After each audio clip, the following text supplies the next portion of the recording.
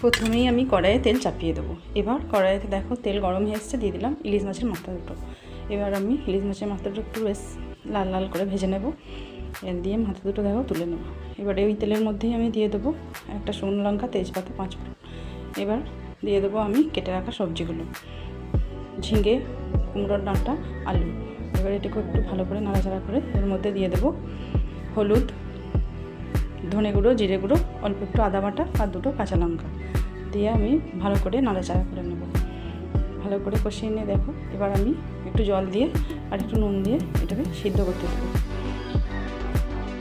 এবার সিদ্ধ হয়ে গেলে আমি এবার এটাকে নামিয়ে নেব। নামিয়ে নিয়ে এবার কড়াইয়ের মধ্যে একটু তেল দিয়ে দেবো কুচনো 8-10টার মতো রসুনটা একটু লাল লাল করে হয়ে গেলে এবার দিয়ে দেবো পেঁয়াজ, একটা গোটা সাইজ বড় ভরা পেঁয়াজ।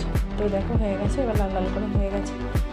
এবার আমি এর মধ্যে দিয়ে দেবো কুমড়ো শাকের পাতাগুলো একটু নাড়াচাড়া করে নিয়ে এবার দিয়ে দেবো নুন আর অল্প পরিমাণ জল দিয়ে আবার চাপা দিয়ে দেবো যাতে শাকটা একটু সিদ্ধ হয়ে যায়। তো এবার সিদ্ধ হয়ে গেলে আমি এবার দেখো শাকটাও সিদ্ধ হয়ে গেছে। এবার আমি ওই সবজিগুলো যেগুলো নামিয়ে রেখেছিলাম সেগুলো ওর মধ্যে দিয়ে দিলাম। এবার দিয়ে দেবো একটু বেটে রাখা সর্ষে বাটা আর দিয়ে দেবো লঙ্কার গুঁড়ো দিয়ে আবারও একটু নাড়াচাড়া করে নিয়ে বেশ ভালো করে কষিয়ে নেব। দিয়ে এবার দিয়ে দেবো ইলিশ মাছের মাথাগুলো দিয়ে এর মধ্যে দিয়ে দেবো আর স্বাদটা ব্যালেন্স করার জন্য অল্প পরিমাণ চিনি।